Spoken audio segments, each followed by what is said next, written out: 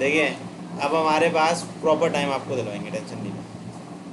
अब यहाँ पे देखें, सबसे पहले अगर मैं डिस्कस करूँ पार्ट नंबर 5 को, PDF ओपन तो किया था मैंने, कहा था ठीक है। देखो अब जो सेकंड पार्ट बिल्कुल सेम ही है एक तरीके से। यहाँ देखो, अब पार्ट नंबर 5 में अगर आप देखते हैं, देखो कंडीशन 1 तो सेम ही है, मैं एक दफ़ा वर्बली एक्सप्लेन कर देता हूँ। पहली वाली for n equal to 1, case number 1 का और कंडीशन 1 का एक ही बात है। आपने पहली टर्म कंसीडर करी 2, फिर यहाँ पे देखो राइट हैंड साइड पे जहाँ जहाँ n है वहाँ वहाँ क्या लिख देंगे बताओ, 1 लिख देंगे। तो कंडीशन 1 केस 1 तो हमेशा ही ट्रू होगा। केस 2 पे जहाँ जहाँ n है वहाँ वहाँ क्या आ गया बताओ, वहाँ वहाँ के आ गया, देख लो, ठीक है। अब इसके बाद नेक्स्ट काम क्या करोगे, देखो अब इसको हम उठाते हैं अब समझने के लिए, और उसको उसमें लिख देते हैं।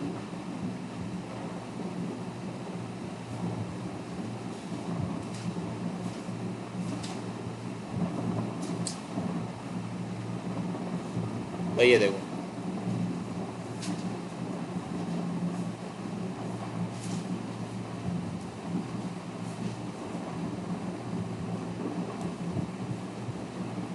इसमें आपको ज़्यादा विजिबल हो जाएगा।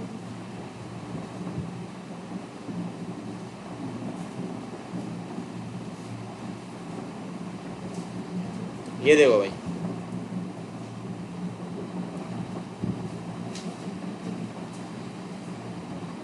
देखो अब बिल्कुल सेम कहानी है। आपने लिखना है suppose preposition n is true for n equal to k, तो जहाँ जहाँ एन है वहाँ वहाँ क्या लिख दोगे, के लिख दोगे। फिर लिखेंगे and also verify for n equal to k plus 1, तो जहाँ जहाँ एन है, अब रफ कॉलम यहाँ पे लिखा हुआ है रफ वर्क के अंदर, मैं यहाँ लिख देता हूँ दोबारा। रफ वर्क में क्या करोगे, 2.3k-1, तो जहाँ के है वहाँ क्या लिख दोगे बताओ, k+1, तो आया क्या है 2.3k। तभी हम 2.3k को दोनों साइड ऐड करेंगे। ये देखो लेफ्ट हैंड साइड पे भी ऐड हो गया और यही चीज़ राइट हैंड साइड पे भी ऐड हो गई, ठीक है। अब सॉल्व किसको करना है, सिर्फ राइट हैंड साइड को। राइट हैंड साइड में लिख दिया मैंने, और लेफ्ट हैंड साइड लिखो या नहीं लिखो मर्जी आपकी।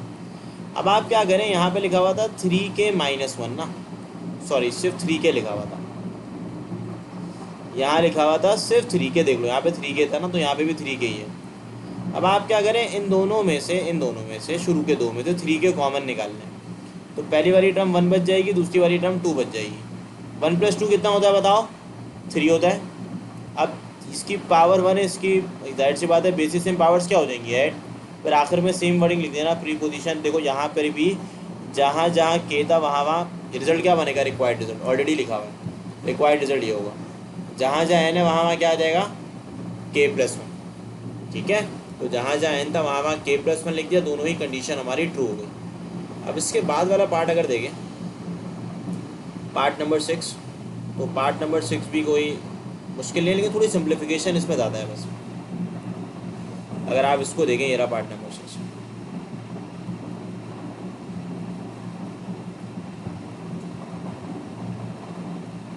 तो पार्ट नंबर 6 को अगर देखो, कंडीशन 1 इंतहाई बच्चों वाली हमेशा आसानी होती है। तो रुक जाओ, यहाँ पे मैं कुछ ना कुछ रीजन तो मिस किया।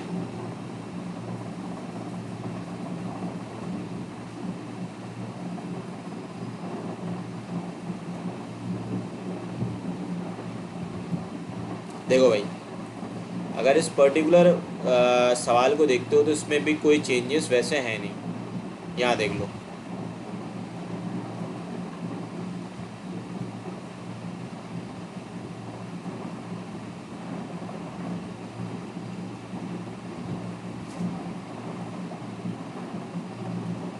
ठीक है। अब इधर तवज्जो देखना, देखो पहली कंडीशन तो मैं दोबारा एक्सप्लेन नहीं कर रहा, जहाँ जहाँ के है जहाँ जहाँ एन है वहाँ वहाँ क्या लिख दिया, 1 लिख दिया। पहली कंडीशन तो हमेशा ट्रू होगी। असल कहानी कंडीशन 2 की होती है। तो जहाँ जहाँ एन है वहाँ वहाँ क्या आ गया, k+1। यहाँ पे भी एन की जगह क्या आ गया, के। यहाँ पे भी एन की जगह क्या आ गया, के। यहाँ पे भी एन की जगह के आ गया। अब रफ वर्क में क्या करोगे, लास्ट टर्म उठाओगे, के की जगह k+1 लिख दोगे, तो आपके पास टर्म आ गई k+1 k+2। Adding k+1 k+2 on both side, दोनों जगह ऐड कर दो। अब जो चीज़ समझने की है वो सिर्फ राइट हैंड साइड है, यानी कि अब आपको जो समझना है वो राइट हैंड साइड है। k+1 k+2 ऐड करने के बाद राइट हैंड साइड को देखो। अब राइट हैंड साइड में मैंने कुछ नहीं किया, एक सिंपल सा काम किया, एलसीएम ले लिया। भाई यहाँ पे 1 था, उस पूरे को 1 से कर दिया मल्टीप्लाई, इस पूरे को किससे कर दिया, 3 से। अब कुछ चीज़ें कॉमन आ रही है। अब कॉमन क्या आ रहा है देखो, अगर मैं कॉमन के बारे में बात करूँ, k+1 और k+2 कॉमन आ रहा है, इधर देख लो। तो k+1 और k+2 कॉमन निकाल लिया, बचा क्या, पहले वाले ब्रैकेट में k बच गया और दूसरे वाले ब्रैकेट में क्या बच गया, 3 बच गया। यहाँ पे आ गया k+3, यहाँ पे भी आ गया k+3। अब कुछ भी ना करो, 2 को ब्रेक करके रख दो 1+1 पे, और इसको ब्रेक करके रख दो किस में, 3 को किस में ब्रेक करके रखोगे, 1+2 पे। तो जहाँ जहाँ k था आप खुद देख लो, वहाँ वहाँ k+1 आ गया। जहाँ जहाँ k था वहाँ वहाँ k+1 आ गया। इसकी वजह से प्रीपोजिशन n है ट्रू हो गया फॉर n = 1 और also verify for n = k+1। Same कहानी, कोई चेंजेस नहीं। इसी के आगे पार्ट 7 भी देख लो।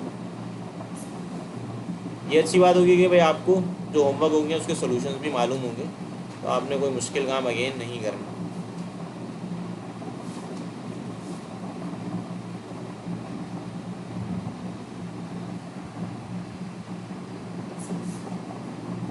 ये पार्ट नंबर 8।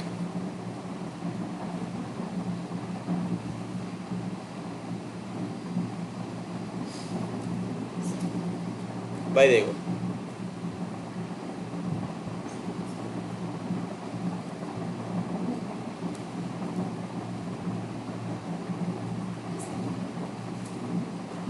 सेवन है, पार्ट 8 है, 8 है, 7 है, 7 है। देखो ये भी अगर देखा जाए ना, इसको देखो अगर आप लोग, तो इसके अंदर भी कोई नई बात नहीं है, वही बातें जो हमने ऑलरेडी डिस्कस कर ली हैं। भाई इसके अंदर भी आप क्या करेंगे देखिए, सबसे पहला काम आपने वही किया, कंडीशन 1 मैं नहीं समझा रहा, सिर्फ n की जगह यहाँ पे 1 लिख दोगे तो 2 का स्क्वायर 4, यहाँ पे भी n की जगह क्या आ जाएगा, 1 आ जाएगा। असल कहानी ये है कि उसके बाद सेकंड, यहाँ तक तो बहुत आसान है। n की जगह आपने k लिख दिया, यहाँ पे देखो n की जगह क्या आ गया, यहाँ पे n की जगह k आ गया। अब आपने लास्ट टर्म को पिक करना है। लास्ट टर्म कौन सी है देखो, 2k का होल स्क्वायर।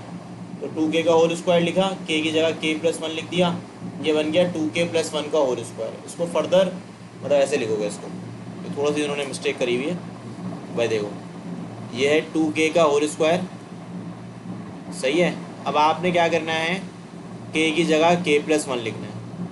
जब आप k की जगह k+1 लिखेंगे तो ये बन जाएगा 4k+1 का होल स्क्वायर, क्योंकि स्क्वायर दोनों पे जाएगा, 2 पे भी जाएगा, k+1 पे भी जाएगा।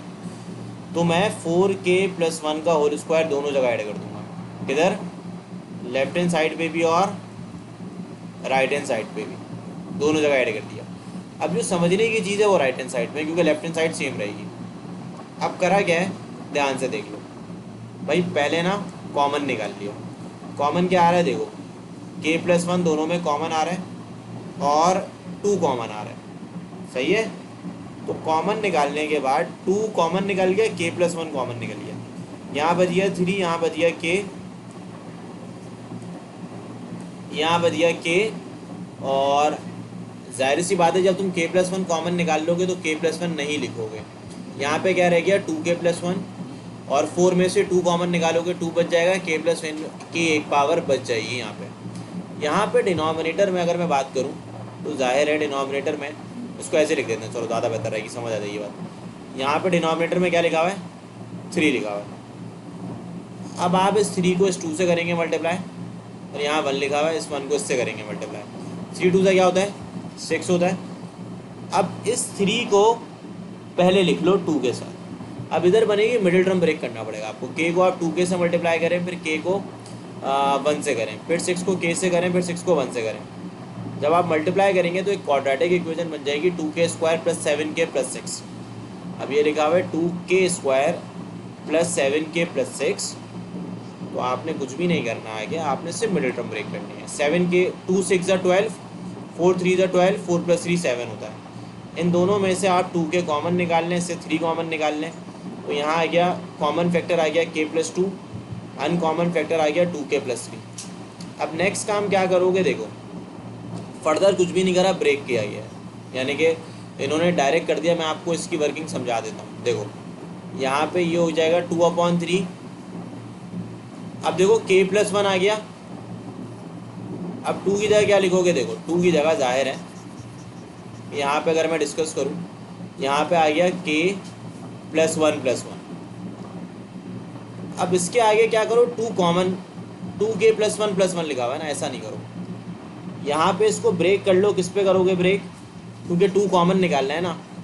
तो एक चीज़ गलत की हुई है, वो ये 3 की जगह क्या लिख दोगे, 2, 2+1। जब 2+1 लिखोगे तो इन दोनों में से 2 कॉमन निकाल लो। तो यहाँ आ जाएगा 2, यहाँ आ जाएगा k, यहाँ आ जाएगा 2, यहाँ क्या आएगा k, यहाँ आ जाएगा +1 और यहाँ आ जाएगा +1। तो आप खुद देख लें, जहाँ जहाँ k है वहाँ वहाँ क्या आ गया, k+1 आ गया। तो अगेन सेम वर्डिंग लिख देना SW। सपोज प्री वाली वर्डिंग लिख देना दोबारा। Suppose pre position n is 2 for n equal to 1 and n equal to k+1, also verify for n belongs to integer. ठीक है, चलो मैंने बोला था 7:25 तक बताऊंगा, तो ये मैंने तकरीबन आपको पार्ट करवा दिए।